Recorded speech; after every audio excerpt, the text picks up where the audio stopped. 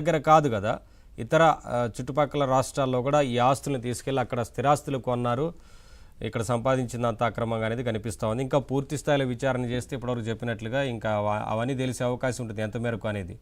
పిఏగా పనిచేసిన వ్యక్తి ఇంతలా సంపాదిస్తే అక్కడ ఇంకా ఆ రోజున చాలామంది వ్యక్తుల పేర్లు బయటకు వస్తున్న నేపథ్యంలో ఇంకా కేఎన్ఆర్ని పూర్తి స్థాయిలో విచారించిన తర్వాత ఎవరెవరి పేర్లు బయటకు వస్తాయో కూడా తెలుస్తుంది. తర్వాత ఏం చెప్తారు సార్? సార్ నవీన్ గారు, మీకు, దుర్గా గారికి, కిషోర్ గారు అందరికి నమస్కారం అండి. సార్ దాకా చాలా చక్కగా చెప్పారు సార్. నాకు ఇందులో ఒక ధర్మ సందేహం వస్తుందండి. అందరినీ తిడుతున్నారు కానీ దానికి ఆ రోజు ఉన్న ముఖ్యమంత్రి పాత్ర చెప్పడం లేదు. ఎక్సైజ్ శాఖ మంత్రి మా నారాయణ స్వామి గారు, వాళ్ళిద్దరు పాత్ర ఎవరూ చెప్పడం లేదు. అంటే ప్రభుత్వం పాత్ర లేకుండా, ముఖ్యమంత్రికి తెలియకుండా, ఎక్సైజ్ శాఖ మంత్రికి తెలియకుండా, అధికారులకు తెలియకుండా ఈ కేఎన్ఆర్ ఇంత ఘోరాలు చేసుంటాడా? అంటే ఈ తీగ లాగితే డొంకంతా కదిలి కదిలి వెళ్ళి జగన్మోహన్ రెడ్డి గారి దగ్గర ఆగాలండి. ఎందుకు ఇంతవరకు ఆ తీగ ఇక్కడే కొన తీగలు ఊపుతున్నారు కాబట్టి అసలు దోషులను పట్టుకోవడం లేదు. మా నారాయణ స్వామి గారు నిన్న కూడా ఒక స్టేట్మెంట్ ఇచ్చారు, మద్యపానం పేదలకు దూరం చేయాలి అని. ఆయన తిరుమల దర్శనం చేసుకొని నేను నవ్వుకున్నా. అంటే మా కాన్స్టిట్యుయెన్సీ కాదు, ఆయన ఇప్పుడు నీతులు చెప్తున్నారు, మద్యపానాన్ని నియంత్రించాలి, పేదలను చెడిపోకూడదు. జగన్మోహన్ రెడ్డి గారు కూడా ఆ రోజు ధరలు పెంచి మద్యపాన వినియోగాన్ని తగ్గిస్తానని చెప్పుతూ మద్యం ఏరులై పారించి చాలా కల్తీ మద్యాలమ్మి ఎంతో వేల మంది ఆరోగ్యాలు దెబ్బతీశారు. ఒక మాఫియా రాజకీయాల్లోకి వచ్చిందండి.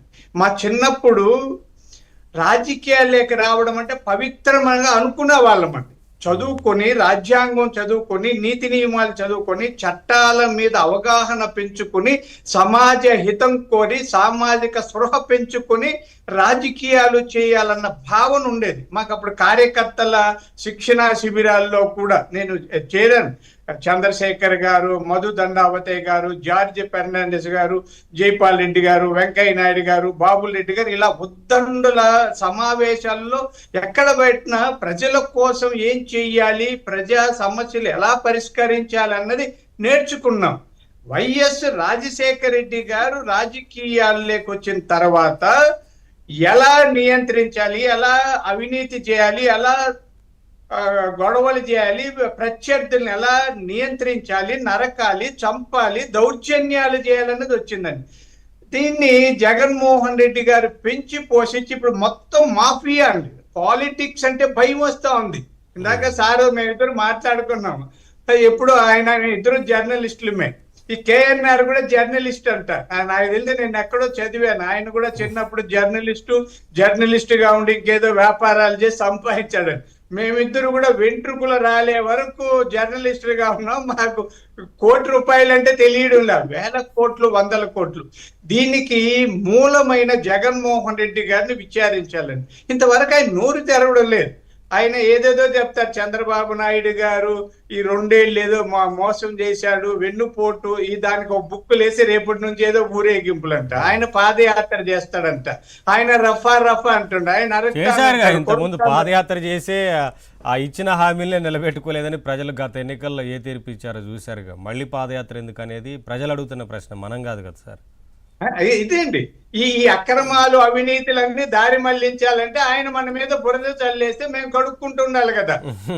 చంద్రబాబు నాయుడు గారు నిబద్ధతతో పనిచేస్తుంటే ఆయన మీద నిందలేస్తారు. ఈయన నోరు మెదప్పుడు. ఇంత ఘోరం జరిగితే తన బినామీగా ఉన్న వ్యక్తి, తన పిఏగా ఉన్న వ్యక్తి ఇన్ని కోట్ల అక్రమ సంపాదన చేసి ఆయన ఇంతవరకు నోరు మెదపకుండా ఉన్నారంటే అర్థం చేసుకుని ఆయనలో ఏమన్నా రాజకీయ పరిణతి ఉందా, బాధ్యతాయుతమైన ప్రవర్తన ఆయనలో ఏమైనా కనిపిస్తుందా, వివేకం ఉందా, విజ్ఞత ఉందా, సామాజిక స్పృహ ఉందా? కాబట్టి ఈ దర్యాప్తు బృందాలన్నీ కూడా జగన్మోహన్ రెడ్డి ఇంటి వైపు దృష్టి పెడితే మంచిదన్నది నా ఉద్దేశం అండి. అవును, మీరు అన్నట్లుగా చివరగా ఈ విచారణ అంతా జరిగిన తర్వాత అంతిమ లబ్ధిదారు ఎవరున్నారు, దీని వెనక ఎవరి హస్తం ఉంది, అన్ని విషయాల్ని ఖచ్చితంగా వెలుగులోకి తీసుకొస్తారు కదా. లిక్కర్ స్కామ్ విషయంలో ఇప్పటికే చాలామందికి నోటీసులు ఇచ్చి ఇంకా విచారణ జరుగుతూ ఉంది. కేఎన్ఆర్ అక్రమాస్తుల కేసు కూడా ఇంకా పూర్తి స్థాయిలో విచారణ జరిగిన తర్వాత వారి స్టేట్మెంట్స్ ఆధారం కూడా విచారణ జరుగుతుందేమో. ఇంకెంతమంది ఉన్నారో తెలుస్తుంది సార్. ఒకసారి కిషోర్ గారు జాయిన్ అయ్యారు, మాట్లాడదాం. కిషోర్ గారు నమస్తే అండి. నమస్తే అండి. కిషోర్ గారు ఏం చెప్తారు? హలో, వినపడుతుందండి? యా, క్లియర్, మీ ఆడియో క్లియర్. సార్ మీకు సిగ్నల్ సార్ తక్కువ చెప్పేదేముంది సార్, ఇది యా వేల